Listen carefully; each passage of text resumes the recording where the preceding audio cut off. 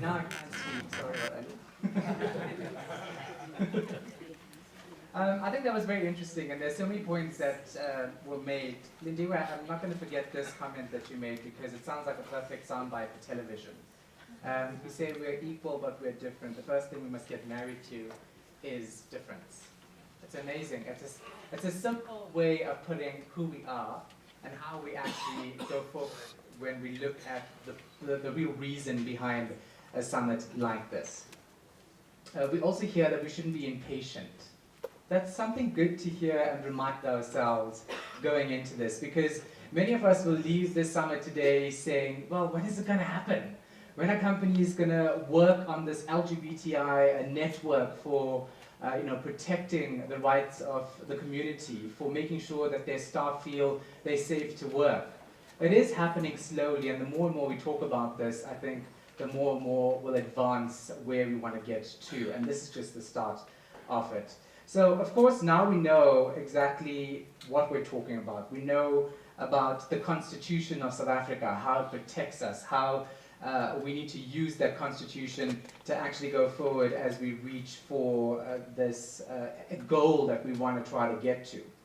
Let's look at it in a more holistic, well, a more focused way, and that's what we're going to do now. We're going to shift focus entirely into the commercial case that needs to be made in order to be recognized as a business community, a LGBTI business community. Why should any company or any government or organization think that this is the right thing to do? What's the simple business case that we're trying to make here today?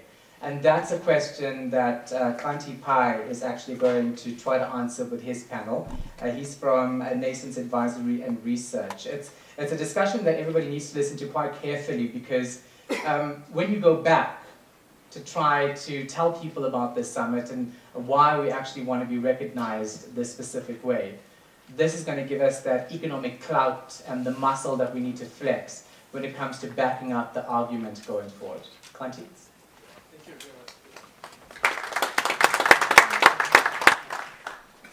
Good morning, everyone. It's really wonderful and an honor to be here at this secret club.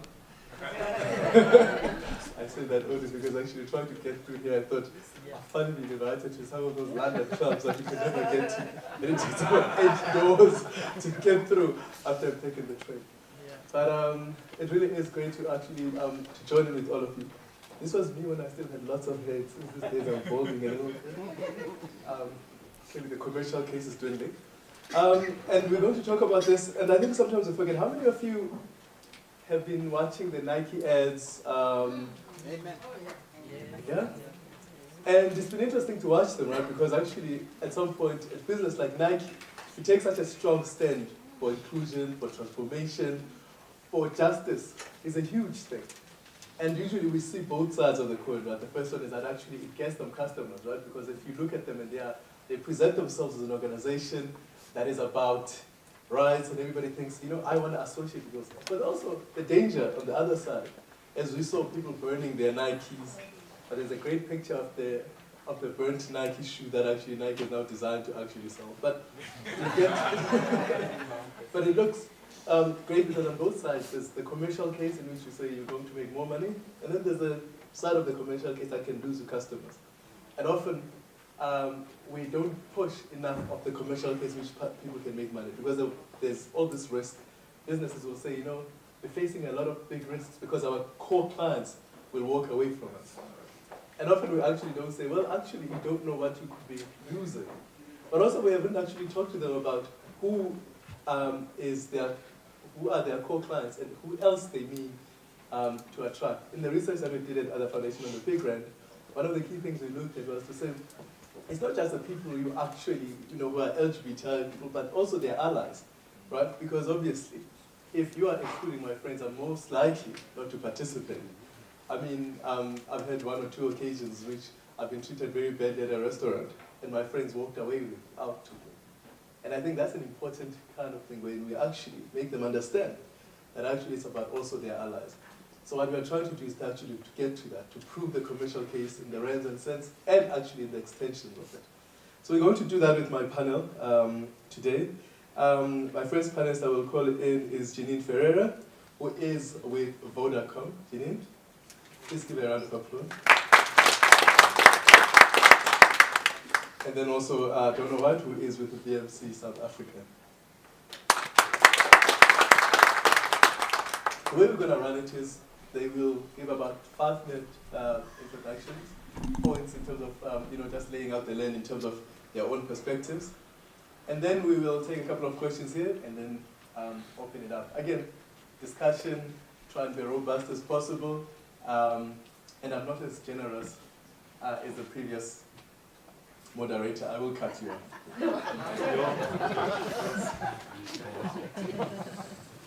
Janine, we'll start with you. Cool. So it's a very interesting topic, and I had to think about where do we as Vodacom and really Vodafone fit in, because as a global company, I really think we're making strides in taking a stand and supporting the community. But then the question is always, are we doing enough? And I was lucky enough to attend a senior leadership LGBT summit in London between Vodafone and Google about a month and a half ago, and it was an amazing experience, especially meeting colleagues of mine from all over the world and just sharing stories and experiences. But all of that was based on research that Vodafone did globally, and I believe that you have to clean your own house first before going outwards, and I think that is what Vodafone is doing really well, is showing inclusivity internally. And coming up with new ways to support the community and to show support. So what we did is Vodafone ran a survey with a company called Out Now, and they surveyed about 3,000 people from LGBTI people from across the world. And there's some really interesting stats that I'd just like to share with you to start off with. So 58% of people are not open at work. 1 in 3 people went back into the closet when starting a new job. Because of 60% of them fear discrimination, 42% feared that their career prospects would be worse, and 33% fear that they will not get a promotion. 1 in 5 people say that being out at work and coming out at work is the hardest thing they've ever had to do. And that's why 76% of them have hidden it for so long. Only 29% of lesbian women are out at work, and only 44% of gay men are out at work. And 83% of all the people surveyed said that the only thing that they need is clear visibility of leaders at work and clear support of the company that they work for to make them feel inclusive and included. And for me, that is step one, right? Support the community, and the community will support you. But start internally, and that's why I'm proud of being involved in the LGBT, committee at Vodafone, but, especially in South Africa. So just to give you a couple of stuff that we are doing at Vodacom internally and then externally, is we refreshed our code of conduct. We now have inclusive messaging on job postings, so just a simple line. Like at Vodacom, we have 0 tolerance for homophobia, transphobia, and biphobia. Something that simple. So you come and work here, do not go there, because there will be repercussions. We do bias training that now includes LGBTI people and not just race, gender, and disability. We have graduate induction and leadership programs across the world. And then we've got a very interesting thing called the embassy system. Vodafone, obviously, we in Qatar, for example, where there's obviously religious issues with regards to being LGBTI.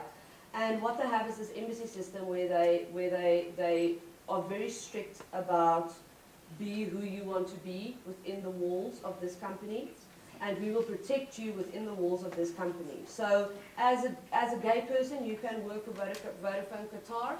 Unfortunately, the moment you step outside, what happens then? And I think that's a big opportunity for corporates, and how do we get involved? And then externally, it's just a story, but a couple of years ago, I phoned a call center, and I wanted to put my girlfriend, who I lived with at that point in time, on my insurance. I wanted to insure her car. And I said to the call center agent, my girlfriend, and this guy could not get himself to call her my girlfriend for the whole call. My friend, and what is your friend's occupation? And I could hear how he's shifting on his chair on the other side. So now I love calling her my fiance, and that's even better, and I can't wait to call her my wife next year. But I think something that's really important, and what we're trying to drive in Vodacom especially, is do training for our frontline staff, do training for our call center staff. Please, when you guys phone in, test them, okay? And if they do not come back and they do not respect you, call me. And I will take personal responsibility for fixing that. Because everybody in here is Vodacom customers, I know. So, yeah, that's me. Thanks very much. This is working, yeah. Hi, everybody. I'm Donna White, and as you can see, I work at VML South Africa, and it's one of Africa's biggest advertising agencies, actually. And I'm in the privileged position to be the lead marketing strategist on many of the big corporates in South Africa. So I touch on beer, I touch on banking, I've touched on retail, I've even done the chocolates that you guys absolutely love. And for me, the biggest thing is being able to have worked on a bank for the longest time is being able to educate the bank on the economy that we actually bring in. And the topic is pink rand, right? So the biggest problem that I do have when trying to educate a specific client about the pink rand is basically they keep wanting data. And I think that comes back to what you were saying now, is that when you phoned in to try to get your girlfriend insured, there wasn't a line in the form to say, it's your girlfriend. We're stuck in those structured little ways that don't allow us to collect that data. And therefore you can't actually motivate any form of commercial case. And the problem is that from a governmental point of view, when census data comes around, there's no question about it. We don't have, there are a lot of studies that have gone on that have tried to get some form of empirical evidence on trying to quantify the LGBT community in South Africa, but there really isn't a way that we can actually quantify it, and we have to try and extrapolate things and try and make it representative to the South African audience and the South African population. And the problem is that when we do that, we start wondering, are we 10% of the population? Are we 1.2% of the population? I mean, how big are we? And really, what is the financial impact that we can have in South Africa? And it's being quantified, I think, in a few studies. So, Lunchbox Media in 2012, I think everybody's probably read that. Probably one of the most statistical studies that we can find because of the number of respondents that they had. They really found that we had about 10,000 Rand disposable income in 2012 as an average, so if we put it at 50% of us. And I say us, yes, me. Definitely put me as the G in LGBT. And the fact that Lindiwe earlier said that we have a buying power of 53 billion Rand in South Africa, and that we don't, that's a modest little figure that we need to put there. And the problem is that we look at LGBT in South Africa as a little bit of a microcosm, and we tend to underestimate ourselves, and we say, oh, we're just a minority in this world. But the fact of the matter is that the LGBT community, because we've been so left out in terms of economics and representation in this country, is that we've looked to international communities, and we're an absolute international community.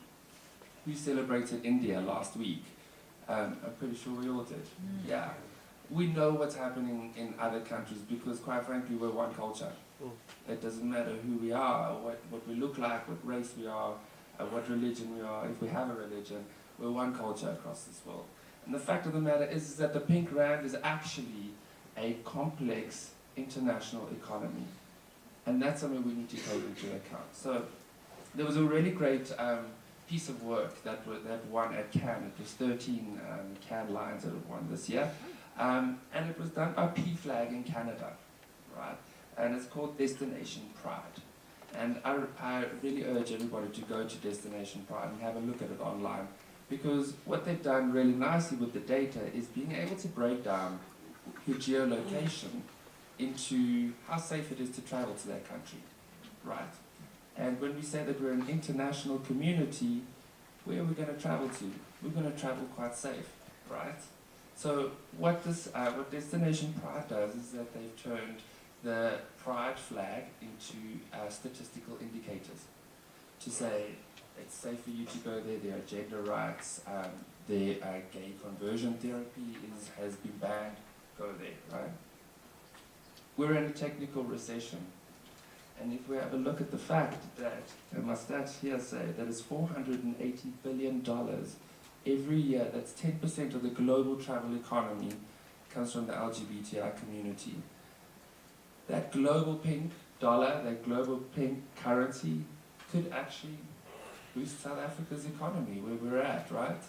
And the fact of the matter is that if we are looking after our own people and showcasing our own values within our own markets, we'll be able to attract a whole lot more investment into this country. Right. So a couple of things that we need to be able to do in order to make our own people feel heard is get over the fact that 57% of us feel ignored. That 76% of us well, we can't get over the fact that, sorry, go back again. 57% of us feel ignored in the marketing sphere, which is something that I try and fight every single day. And 41% of us feel ignored. And when we do actually get some form of representation in the media, we'll end up being a bit of a pun and a joke. And thanks, Nick Flores. Harold's not my friend. But the fact of the matter is that 76% of us, when we are represented quite nicely in the media and they're talking to us, that we'll actually buy that product. Am I right? Would you have used that insurance? Which one? One that didn't want to call my girlfriend my girlfriend. I didn't take the quote. Yeah, exactly. That's the problem, is that we won't actually use them. And we'll go for brands that will actually start representing us really, really nicely. And I've got another example for you, is Coca-Cola in Brazil. Has anybody seen, is a Coca Fanta at all? Everybody, even we saw it. See, you guys are already playing into me. We are an international community. We all know everything that happens all over the world. So they won 5 Cannes Lions this year. And the fact of the matter is that because Coke actually tried to tackle the stigma and went down to a deep core human truth, it didn't just try to represent me, didn't just try and show some form of tolerance. By the way, I don't want to be tolerated, I'll be respected. Tolerance says that you don't necessarily have to like me, but you won't hurt me. I will not be hurt and I will not be tolerated, I'll be respected. So Coca-Cola came in with the respect and they tapped into a full human truth of the fact that we need to be represented and get rid of stigmas. The fact of the matter is that it was Brazil's most organic, the highest reaching organic campaign that they've ever had in an online environment. They had 1 billion media impressions, and based on that, 20 million LGBT people in Brazil ended up buying 16 million cans of Coke. I'm sorry, if that's not telling you to tap into a human truth and represent what the value of a pink rand can be, I don't know what else. Right? So bottom line is that at a political level, we need to get data to represent us. That for one is it. Education. Only 20% of us actually know our rights in the Constitution. We need to, as brands, we need to educate that, and that starts at the workplace, like you said. And the fact of the matter is that through marketing communication, we need to normalize. We need to normalize who we are and represent us, because the fact of the matter is that there may have been a tenfold increase in us being accepted in this country, but the fact of the matter is that 70% still think that we're disgusting people. And that, for me, is okay. So the fact is also here is that we need to look at the many different aspects of this. We have a very complex economy and a very complex pink rand. Being LGBT in South Africa, unfortunately, is still a white privilege. 70% of white people are okay to come out, where 50% for a black person is not. And there are problems there. We need to educate the Constitution, and we need to educate that it's not okay to use violence on anybody. 1% of people in South Africa would hurt us. That's 450,000 attacks that would happen a year. We can stop that. We need to live if we're going to drive this economy, guys. Thank you. I wanted to ask you, I was making that example earlier on this as a strategist, that, you know, with the Nike, and some people were burning them. I mean, I think it was Nick Cannon who went and bought at one store all the socks, and then he went and distributed them. So that's one positive story. But if it's only 10%, what would you tell a client who says, well, I like this idea of 10% of spending, but I don't want to lose 90% of the spending? What kind of answer would you want to give to that person? Of the spending power? Yeah. The fact of the matter is that I'd say, what are your core values as a business? That's actually what it comes down to. Is that, would you be willing to risk revenue to stay true to yourself? Or would you rather give up what your promise has been to all your customers over the time and make a small margin on that? And for me, it's about value and dignity over money, any day. For you, Janine, I mean, obviously, as a marketing strategist, what are the key ways that Vodacom would actually think about it? I mean, I haven't honestly seen any ad about Vodacom that says, well, you know, we are pro-pink or pro-LGBTI people. What are the key ways to actually externalize that? Look, I think it's important. So there's a couple of things, right? Start internally, and I think that's the big drive that Vodafone is on at this point in time. And yes, there's external PR around and all of those things, but it's still very much an internal kind of, let's educate our staff internally and let's move it on then.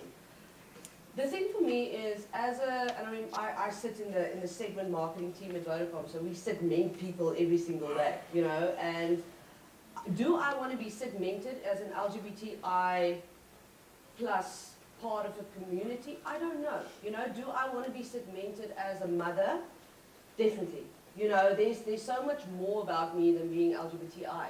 I just want, again, I also don't want to be tolerated, but I want you as a company to, you know, prove through your actions that you support my lifestyle and that you are okay with my lifestyle, and because of that I will support you. So I think, is it necessary to have, you know, two dads in an ad? Yes. I think at this point, yes. I think at this point in South Africa it still is. I think there's countries where it's not necessary anymore. You know, I think you do it. Maybe you disagree, and I'm happy to hear that you disagree, right? But I think at this point in South Africa, it is still very much important because we need to take a stand and we need to prove a point and we need to, you know, there's almost a way of, you know, we have to put it out there and we need to show that that is normal and that is the way it is. And, you know, then in my mind, I hope that 50 years from now or 100 years from now, I don't know how long it's going to take us, we'll get to a point where it is just being, you know, and that we're not there. So as a corporate, I totally believe that we need to stand up and we need to be more visible. At this point in time, like I said, in a Vodafone perspective, they're doing a really great job internally. Next step is externally, and me as an employee of Vodafone will keep them honest, and I will make sure that I drive them to take it external. Can I jump in that with the two ads and an ad? So we live in the 21st century as well. Like, let's be real. Like, most of us absolutely love our digital media, right?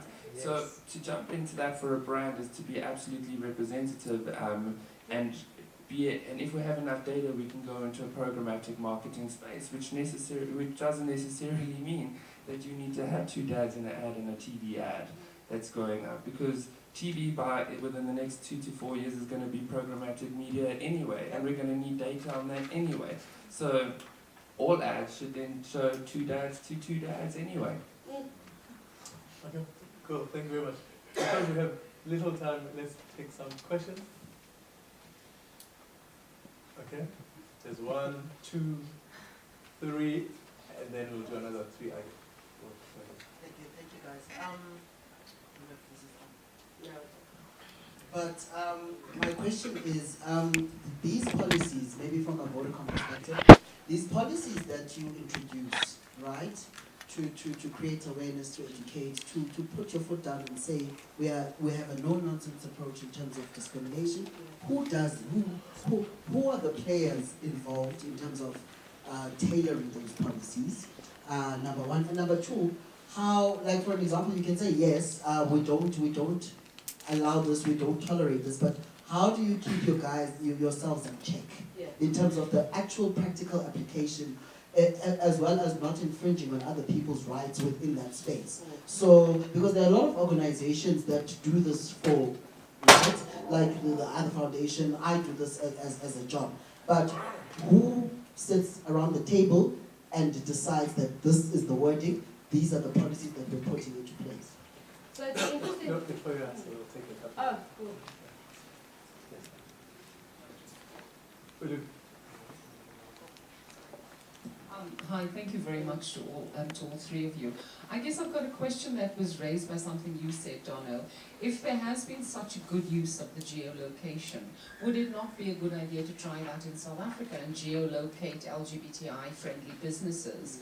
But the downside of that is, what if either of your businesses fall foul of that and you have to go on the bad side of the geolocation? So there's, so I mean, just a question.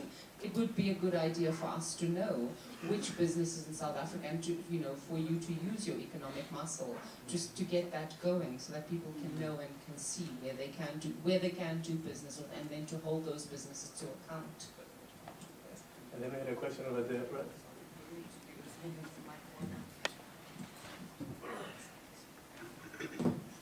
It relates back to my earlier point about tourism. I think we're talking about individual companies where you could represent certain brands. In Vodacom, you have a certain limit of the impression that you can do. And in this room, we could say a certain amount of corporates will have a certain impression.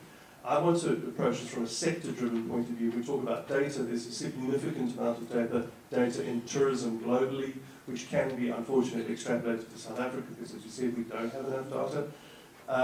But effectively speaking, we're talking about an industry globally that employs between 6 and 7% of the global population. So it matters. In terms of South Africa's economic growth, we're looking at about 8% growth potential in the tourism sector alone if we approach to it. So when we're looking at these policies, we're saying, are we just going to deal with a Vodacom, a Coca-Cola, a Cadbury's, or are we going to deal with a sector, manufacturing, tourism, services-driven, the financial services-driven side of things? I see Abs has left the room. Is Abs still here? Really? Hi. So the financial services sector also employs, but it's the sector that makes the change and not the big corporate. But it might be the franchisee who has a shop, a Vodacom shop for argument's sake, and how they treat their employees. How we conscientize the employees in a sector, like we're trying to do in tourism, to say you have certain rights, fundamentally basic conditions of employment, but then beyond that, the subtle homophobia, biophobia, and transphobia that we're experiencing. So I'm just putting it to you, let's not forget that the sector is as important in terms of a commercially driven strategy as in the individual company itself. Look, I mean, before you take away the mic, I want to stay on this question for a little bit. So we had some data, actually, part of how we started this network. We had a conference which was actually about travel and tourism, and we understood that it was about 240 billion in the US alone in dollars. Sorry, I'm going to have to check you. There is actually not, because if we look at the UNWTO that looks at data and your most recent globally accepted figures, the US was about $65 billion and globally about 211. We'd like to inflate, but we need to come back to more conservative figures. So that's what they said. But in terms of talking about a sector, how do you engage a sector? You know what I mean? Because, okay, it's easy enough to talk to Vodacom and say, let's introduce them to Vodacom, introduce ourselves. How do you engage a sector on a commercial basis? That's what I'm trying to get at. Well, I'm very glad that you raised that, because that's effectively what we've been doing in the tourism sector for the last 3.5 years at industry level events where we're talking about World Travel Market Africa in Cape Town, Tourism in Darbar in Durban, Meetings Africa in Johannesburg. So the tourism sector is slowly but surely being very significantly engaged, because when you send out a message to the sector, it's not the big employers like at Soho Sun, other Vodacom, other Coca-Cola, but it's your individual tour operator, the individual guide, the guest house owner. They're being engaged with the message far more effectively. So we talk about bringing about change. I'm sorry, tourism is going to have to be right up front there in the industry sectors that we engage with first. Okay, thank you. We'll take them to the answers. So how it works at Vodafone from a policy perspective is they engage with Stonewall, who's in the UK, and majority of the kind of policy building sat there. It's very interesting because obviously the European market is a lot more liberal, right? So the policy landed in South Africa and a couple of our African opcos, and the guys were like, nah. This is not happening. I don't know, what is this LGBTI you speak of? You know, so locally there's been a lot of engagement with, especially senior leaders in the business that falls within the LGBTI community, and we've had input on the local versions of our policies. So it wasn't just an HR exercise, which is great. Again, I think there's a lot of opportunities, especially now because they started including the senior leadership, which is really nice, because before that HR tried to drive all of these things and it just never really happened. Because there's now a very big senior leadership kind of constituency that's part of this, we can make some decisions and we can drive some new ways of doing things.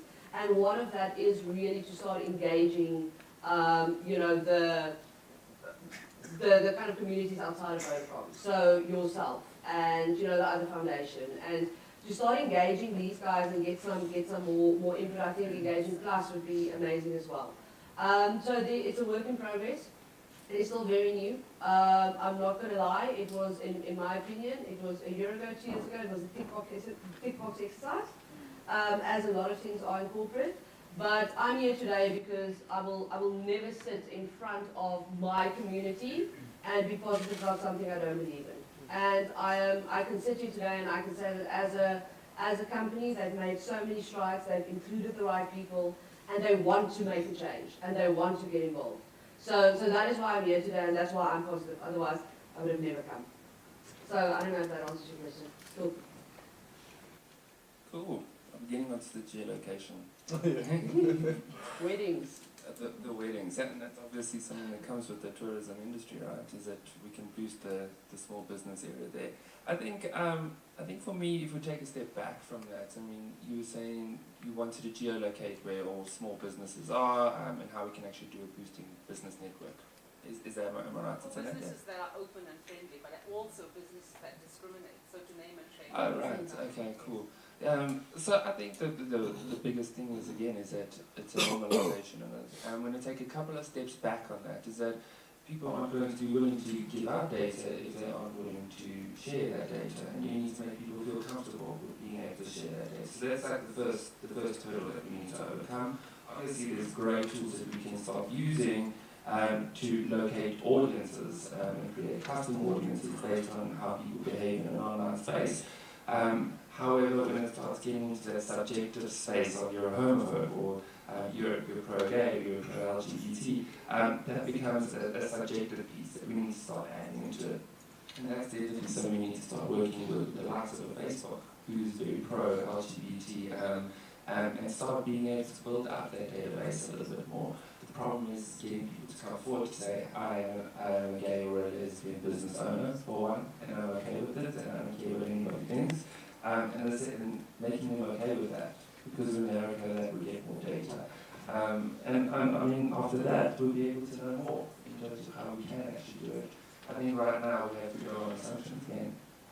But again, forums and subjectivities is going to help quite a lot.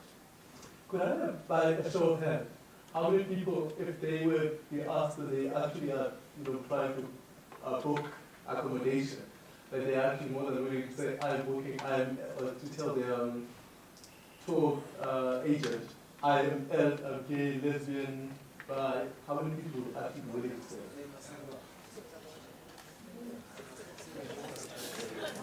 It's not everyone, actually, it's not even nearly 50% from around 10.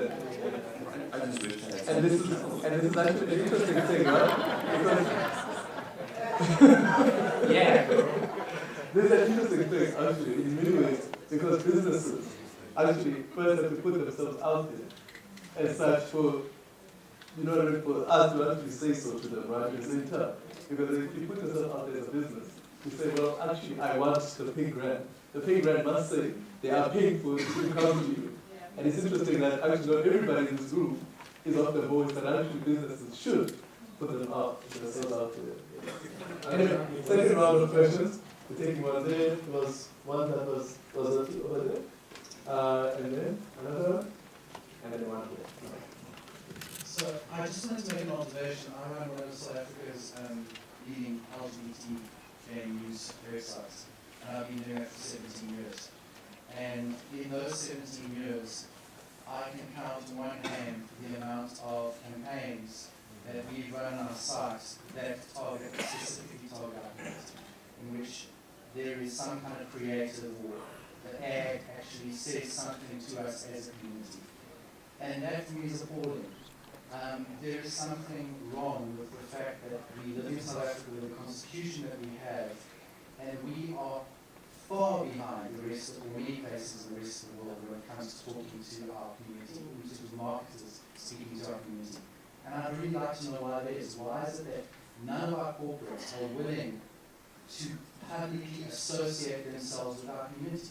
They are not, whether it be the Vodacoms, whether it be the Indians, whether it be the Standard Banks, the ABSAs, none of them are prepared to associate themselves publicly with our community.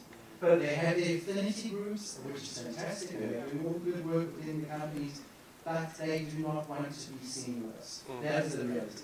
Because if they associate themselves, is the market willing to associate that? That is the fear. Well, no, I think the fear is, will they offend the mainstream? Because we are a conservative country. So I think the concern, what I've been told, is why go there? I mean, I'll give an interesting example of just the absurdity of some of this. A few years ago, we ran a campaign for Net Florist, and we were provided just Valentine's Day. No, that's not what you think. For Valentine's Day, right? So the banners that we received from the agency showed a guy giving a girl a rose. And this campaign specifically, they got our website involved in this campaign. It wasn't just a network ad. And I was unbelievable. How do you know it was, I mean, you know, we have trans women. How do you know that? I couldn't know. It was the same ad that was shown everywhere else. All right. Well, we'll get somebody actually from the audience to answer that. My question has just been asked, so I'll wait for the answer. Okay, Because we had projects that we intended to do, and this is exactly what we face. The corporates are just disassociate themselves from the projects. So that's what we wanted to check. And then there was a question. So mine is similar. Mine is from inside the corporate sphere. We've been trying to, so I'm Tom, we've been trying to get Infinity Group going or something like that. And every time we ask them, like, well, there's a diversity or there's an inclusion or something.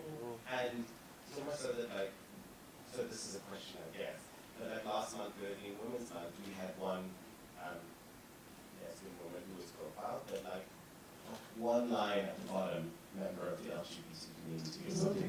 Oh, that's okay. Just with one random line at the bottom saying, you know, proud member of the LGBT community, which is fine because then it's not a big thing, it's fine, it's included, but is that enough?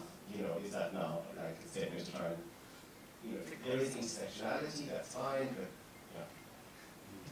You want to say possibly other corporates. Just in terms of your procurement, I mean, is the discussion starting to happen with regard to, you know, what percentages are going to be allocated and how they're measured, etc.? Being started. I can't comment much on it because I haven't been involved in it, but I know it is on the table and it is something they're looking at. So let me find out. Is it a legitimate attempt to try? Yes. Yeah. It is, and it's something that's been forced down from the Vodafone group perspective. So this is being rolled out across all Vodafone opcos and Vodafone opcos. I'm just not 100% sure where in the process we are, but I'll find out and actually give you feedback because I think it's important. Are you going to answer? So the question is, how do we, so the question that I want to pose is, how do we overcome this LGBTI LGBTI where the companies are not coming forth?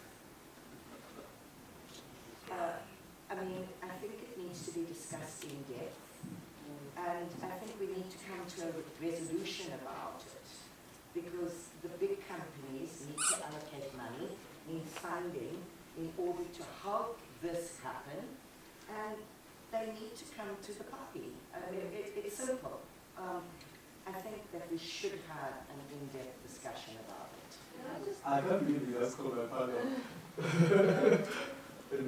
I thought it was some answer that I was going to come with. Any response? Yeah? Okay, go ahead. Alright, so I'm going to tackle that one because I've been thinking about this for a very long time. In South Africa, the preamble to the Constitution was read out earlier. We recognize the injustices of the past, and then there's also the non-discrimination clause. The state will not discriminate, unfairly discriminate against anybody on the basis of X, Y, Z. We took it a step further with the Broad-Based Black Economic Empowerment Act to say not only will the state not discriminate, it won't just remain neutral in the face of structural racism. It will, the clause will have teeth when it comes to broad-based Black economic empowerment. We did the same thing with gender equality and skills development and BEE and equity, employment equity. But we have not actually pressurized government to do the same thing in terms of sexual orientation. It's as though racism was more important to prioritize ahead of homophobia. So I call BS on the way our legal framework is formulated. We cannot be, like, businesses get, not just, they get rebates and all sorts of other incentives for complying to BEE and employment equity. They should be getting a reward from government for funding LGBTI plus initiatives and upliftment programs. Currently, I don't know of any that exist from the state side, and I think there's just more pressure on government to look into that. Thank you. On that, just one thing is, and just to comment on what you said as well, I personally think that there is not enough pressure from employees to the employers. Yeah. And I think that's one of the biggest problems is LGBTI people in corporates just let things go. You know, if there's a case of racism in a corporate, you see people stand up. You see people go, this is enough, we're not taking it. If there's a case of sexism in a corporate, you see people stand up and say they're not taking it. But I have personally sat in meetings where people have made homophobic, comments, and it's small things. Small, homophobic comments, and I was sitting there and I knew for a fact I was not the only LGBTI person in that room, and I was the only one that stood up and said something. So I think there's a case to be made for us to start driving this in the companies we work for, and especially the people in corporate. We keep quiet, and because of that, we fall part of this research of I'm scared to say something because I'm not going to get a promotion. And that is BS, back to what you said. So. Thank you. And on the research thing, we're going to, just one that actually, I really do want people to reflect very strongly on this. When we were doing some of the research, one of the key things was we found a piece of research, and that, this company says we did research of the Cape Town market, by which they actually just talked to white gay men in Cape Town. And that's all the research that you've got. So part of the robustness of our discussions actually relies on who actually we are talking to and who are we reflecting in companies. And then parts of our sectors of the society and our community about discrimination is exactly on this point, right? About who we're talking to, what niches they are. When we say the tourism industry, by whom do we mean the tourism industry? But it's going to be interesting. I'm going to give you a very short answer because very short. You just pick up on what Lewis was saying and what others have been saying about the corporate involvement. Qualitative research has shown that brands, not just how they advertise, but when they associate their sponsorship with a community event, any kind of community event, significantly affects the positive brand association within the community. The second point in terms of consumers, and you asked the question, who in them would identify themselves as gay before they go to book? A lot of LGBTI consumers, including myself, don't feel it's necessary. I should just be booking in as a consumer. So rather than asking the question, where is the community to stand up and please identify me so that you can sell to me, you don't have to do that. You must know that I exist. We're giving you enough, that's the purpose of this forum, we're giving you enough data to say, sorry, you cannot exclude this, and if you really want to boost yourself, if you really want to boost yourselves, and there's significant data, I'm happy to share it with you. But I'm saying there's significant ways to boost your revenue if you make positive and inclusive messaging. to the community. No, so where does the bank get the data of how many LGBTI people do there? Because, for example, when they do those surveys in which they ask, are you black or what? They're actually asking to know how many black people they have in their, how would they know any other way? That's a very valid point, because you're asking about structural inaccuracies in terms of how they're collecting their data. As you point, where's the tick box exercise saying, are you gay, lesbian, bi, trans, and then of course the full spectrum of our identity? That's not happening. But having to say that, a lot of consumer marketing is based on either qualitative or quantitative research, and that draws on a lot of assumptions. So we can still use that data to verify and justify why corporates should take a small amount of their budget and allocate it either to a community event or, inclusively in terms of imaging, simply create inclusive imagery in the marketing message. It does not require me to prove with an affidavit to a corporate why they should do it. It's just, the consumer should not be having to do that. The business's responsibility is to do that. So, great. I'm going to give you your last word and last witness. So let me take one here and then 30 seconds. I guess I just wanted to speak to the point that equality comes at a cost. Yeah, and I think that if you as a corporation, because business is about making money, the capitalist economy is about making money, and there's a cost to equality, and I think that that speaks to the question that you raised, that for people to come to the party, it's going to hit them where it matters most, and the recognition that despite the legal frameworks, despite the sort of kumbaya reaching and grasp of our constitution, the fact of the matter is that when people are going to lose money, you know, those values become secondary and go out of the window. And I think that this goes for as much as the LGBTI community as it does for race and gender. Because a company's bottom line would be fundamentally altered if the people who did the most work and the dirtiest work in an institution got paid the same as the people who do the big thinking work at the top. So there's a cost to it, and you know, it's not goodwill.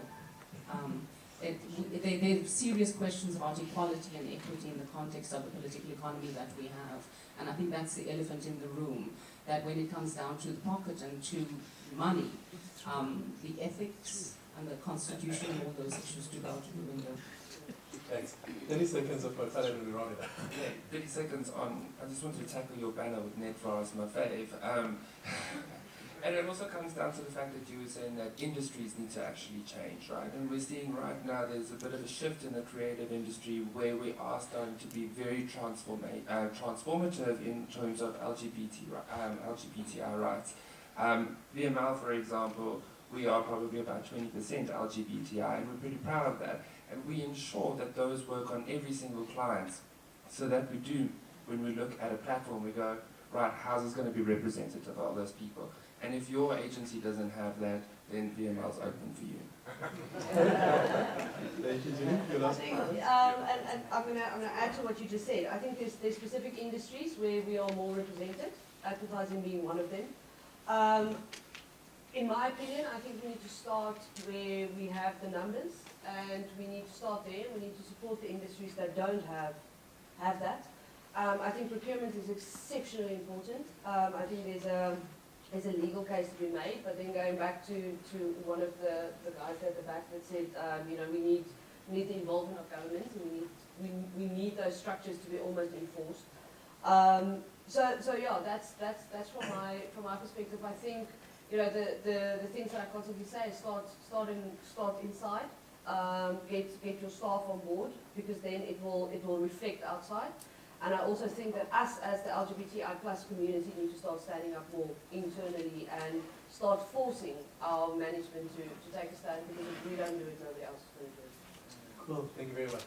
Look, I mean, there's certainly no doubt that the one thing that we miss sometimes is actually the effect and the importance of the consumer. In this country, part of the way actually apartheid fell apart was because of consumer boycott.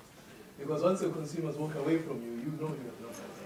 And if LGBT people say, look, actually, if I don't see a sign, you know, much like the signs we see about probably South African and all those things, we're just not coming. But at the same time, maybe because we can't prove money, what we can do is to find out from different businesses, have you done better than others because you have done this? And it might actually be useful. But clearly, this needs to continue. We need to actually talk a little bit more about it, gather the data, you know, be as diverse as possible and as deep as possible. But thank you very much, everybody, and continue the conversation.